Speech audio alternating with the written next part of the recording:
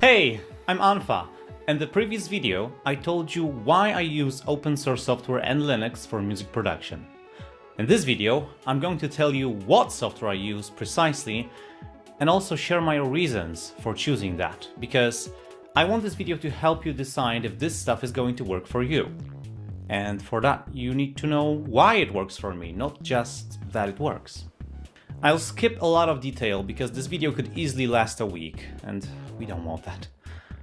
Please keep in mind that I have preference. So my weapon of choice might not be the best for you, but in case this sounds fun,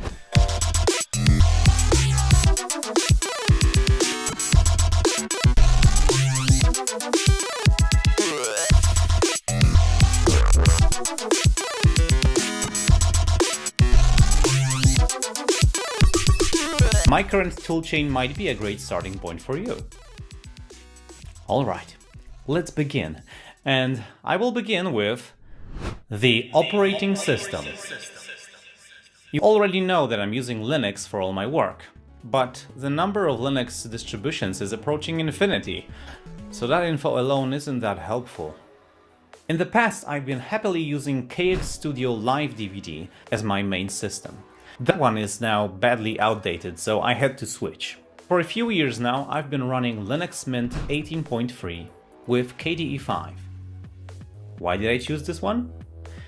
Three main reasons. First, with Linux Mint, I can use both KX Studio repositories and PPAs. KX Studio repositories, I already made 2 videos about these, so let me just say, it's a fantastic source of cutting-edge open source software for audio production. PPAs are personal repositories, usually created by developers to distribute newest versions of their software. I use it for a couple of video tools like OBS and Simple Screen Recorder. Second reason, KDE 5 or Plasma Desktop as it's also called. It's a great looking desktop environment that has a lot of features that I find missing from its alternatives. And third, Linux Mint has a great tool for managing video card drivers. So I was able to install NVIDIA drivers and get CUDA working relatively easy there. Now, it doesn't have really much to do with music production, but I also do graphic design, 3D animation and rendering, and I need this stuff. However, it can also be helpful for playing games. So that's my main reasons for choosing Linux Mint 18.3. However, the problem I'm facing right now is that Linux Mint is no longer shipping with Plasma Desktop. So I'm actually looking for a replacement. I just don't think Cinnamon can replace Plasma in my life. Before I move on to the next section, I would like to discuss a topic known as the modular workflow. Now, the Linux audio ecosystem has a lot of standalone programs that can be used together with the JAX server to create a virtual modular environment. It's a bit like having a desk and putting a mixer, some effects, synthesizers, sequencer, and connecting all of that with cables to produce music. Now, this can be a lot of fun, but I think there's one big problem with all modular setups. You can't easily save and load your work, and for me that really kills productivity. I know there are so-called session managers, but I couldn't ever get this stuff to work for me, so I have ultimately decided that whatever I'm going to be using to make music, it has to live inside of a digital audio workstation. Fine! Now we can move on and talk about the digital audio workstation. For many years, I've been making music with LMMS in tandem with Ardor. I've produced multiple full-length albums this way, including the most recent one titled Suppressed. However, in 2017, I finally decided to drop LMMS and focus my workflow entirely on Ardor alone. Why? I made a detailed video comparing the two in the past, so let me just rephrase that real quick. For many years, LMMS was the only integrated music production environment with MIDI editing and sound design capabilities that would suit my needs. LMMS, however, lacked advanced signal routing, LV2 plugin support, audio recording and editing, and other functions that Ardor boasted for years already. In order to be able to do everything I wanted, I had to use both programs together. I used to do it like this. Make instrumentals in LMMS, export a mix, import it into Ardour, add vocals, guitars or extra editing and effects, then export another mix, and finally master all the mixes in a separate Ardour session to produce the final album. However, Ardour was developing its MIDI workflow for quite a few years now, and once I found it has matured enough to be production ready, I've decided to drop LMMS and simplify my workflow. So that's that.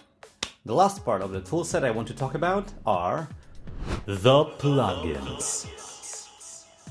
That's a big one. We're gonna need a few subcategories here. Let's talk about synthesizers first, then we'll move on to effect processors. Hey dude, but what about the samplers? You see, I'm a bit weird in this regard. Other people use drum samples they found on the internet, and I used to do that too back in 2005, but now I synthesize all my drums. So that's why I don't use any sampler. Moving on, the synthesizer plugins. And the synthesizer plugin that I use 95% of the time is ZenFusion. Why? Well, again, it's the most powerful, versatile and modern open source sound synthesizer out there. I dare you to prove me wrong on this. There is something on the horizon that might challenge this, but for now, ZenFusion has almost everything I need. In case you don't know, ZenFusion is a new graphical user interface to ZenatSubFX 3.0. It runs in a single window, it's scalable, it's awesome. It made me work with ZenatSubFX even faster. In case you want to learn the all-user interface, a few years ago I made a long-ass video covering everything in great detail. And also lots of the knowledge will translate to ZenFusion as well, as it's the same synth under the hood. However, if you feel intimidated by ZenatSubFX complexity, I can recommend a few other Libre synthesizers that are not as layered, namely Tal Noisemaker, OBXD, Helm, Oxy FM Synth, and Dext, if you're hardcore. However, know this, that ZenatSubFX can do almost everything that these synthesizers can, and much, much more. So if you're really serious about sound design and you want to use open source stuff, learn ZenatSubFX. But Anfa, you have to recommend me some sampler plugins, please! Alright. Well, I actually use them too when I do more guitar-focused stuff.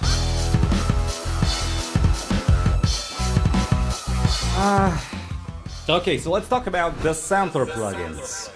You can use Hydrogen drum kits installed on your system using a plugin called DRMR Sampler. It's simple, it only allows stereo output. We could work around this, but I never had it crap out on me, so it's safe to use. If you need quick, great sounding acoustic drum sounds, I recommend AVL drum kits.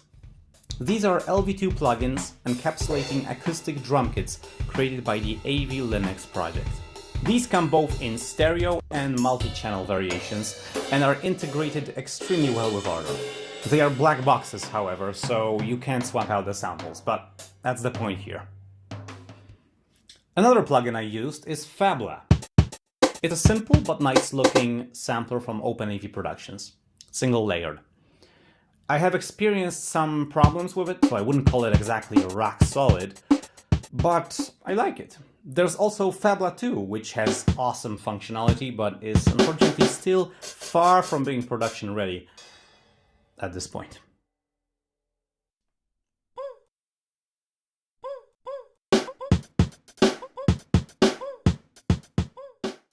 I've briefly tried Sample V1 and DrumK V1 from the man behind Qtractor.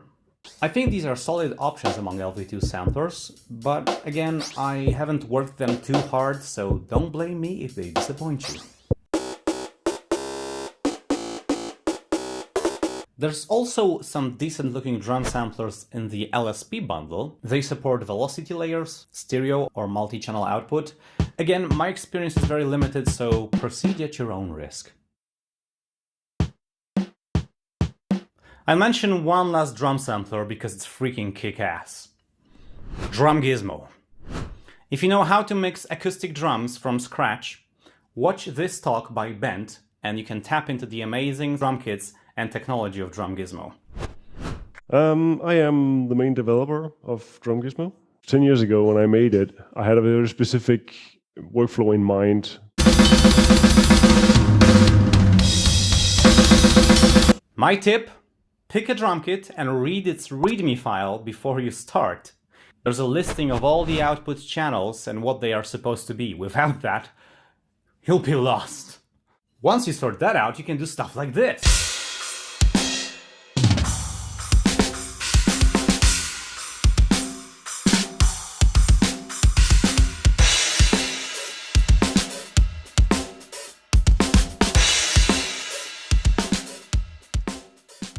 Alright, enough drum samplers for one video. Now let's talk about something I'm really excited about, and that is the Effect Processor plugins.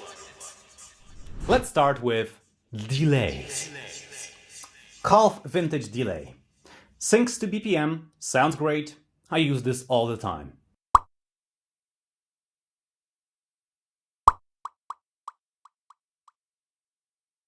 A delay. An Ardor's Lua plugin that can be used for some awesome flanging effects if you automate the delay time in millisecond range.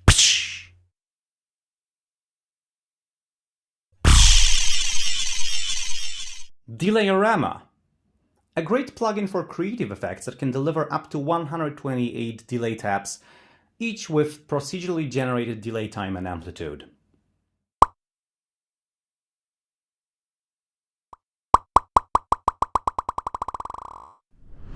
Reverbs. Umverb is my favorite right now. Its sound is full and smooth, without that strange tinny character that many synthetic reverbs have. It's also very flexible and it looks nice.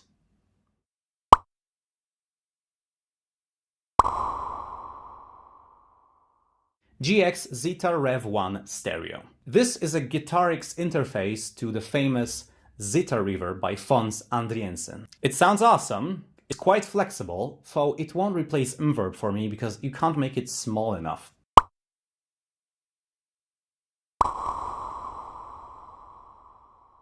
GX Reverb Stereo. This one sounds a lot like a spring reverb, which is very rare among synthetic reverbs. It sounds nice on drums and guitars, so there's not much things to set up here.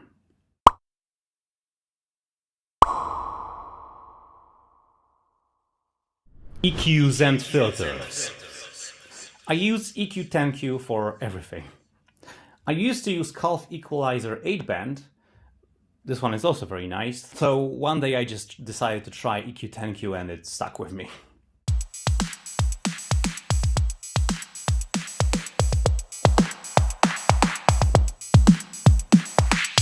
Calf filter. I use this one all the time to reveal sounds with the low-pass modes, or to add motion to my bass patches using notches and bandpass modes.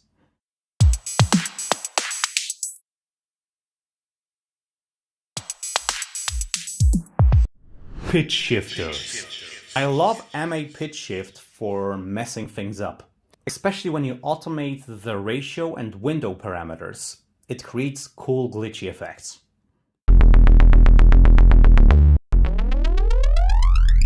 I would recommend rubber band pitch shifters for more traditional pitch shifting, as they allow precise musical control of the pitch, and they also sound pretty good.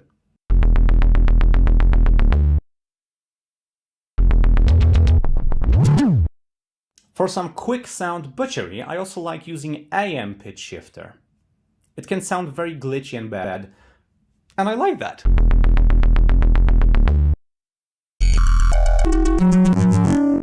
Distortion. Wolf Shaper. I've made 3 videos about this one already. It's extremely flexible and can be used just as well for gentle saturation as for head-splitting distortion.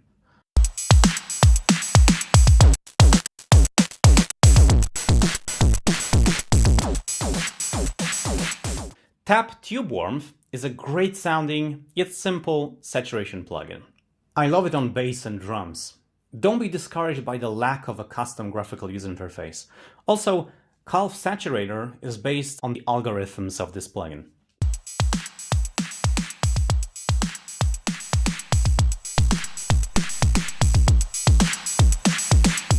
Caps Amp VTS Tube Amp plus Tone Stack. This is a great all-in-one plugin for guitar distortion. Again, don't be misled by a lack of a custom GUI. It sounds great, and not just on guitars.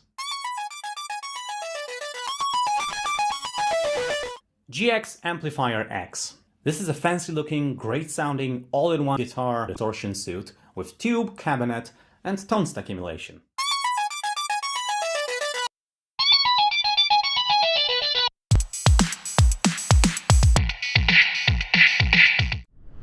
Dynamics Processing. Calf Compressor is what I use all the time. It's great looking, versatile, easy to use. The compression graph function is very helpful. Calf Sidechain Compressor. Same story, only now the kick drum compresses the bass line.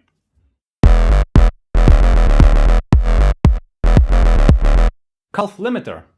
I put this on every muster bus I see.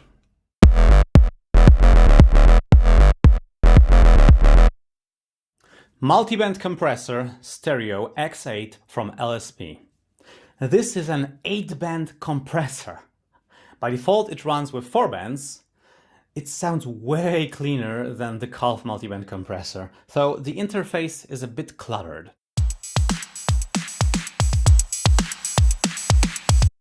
Calf De-esser. I put this on every vocal track, and sometimes on bass and lead tracks as well, if the highs are getting painful at certain notes. There's a neat trick for you. Super smelly shampoo spice.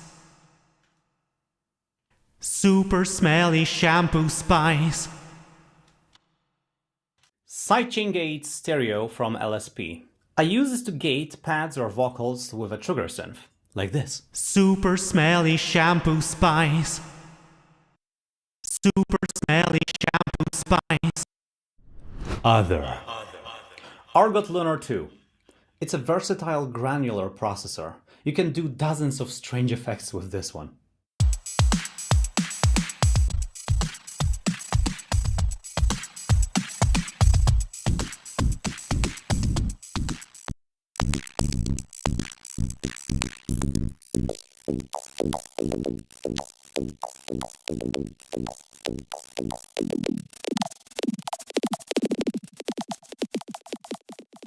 Noise Repellent.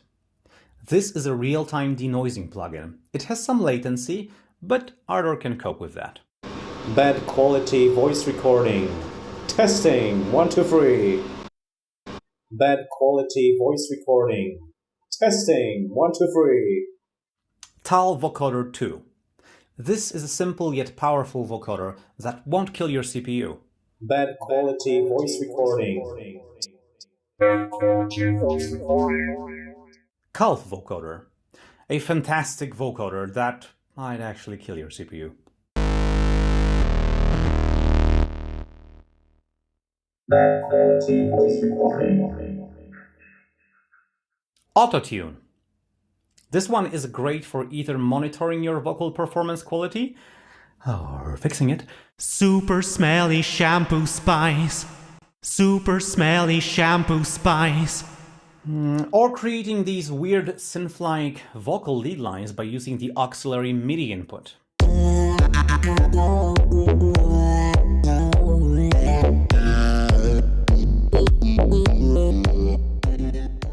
Bitrate Repeat. Great for glitchy repeating effects. Very versatile. Don't be scared off by a lack of a custom graphical user interface. Bitrate Tape Stop. Likewise, very useful for this one iconic effect. Tapes. Alright, let's cut it here. There are dozens more that I'd love to talk about, but this video is getting a bit too long. In the future videos, I'll take a closer look at the plugins I mentioned here and some other ones as well, to help you get the most out of what the free and open source audio ecosystem offers. Thanks for watching. I hope this video was worth your time. I also want to thank all the Patreon supporters who are enabling me to make videos like this one. If you'd like to join them and help keep this show going, please go to patreon.com/Unfa. That's all. Now go and make some music.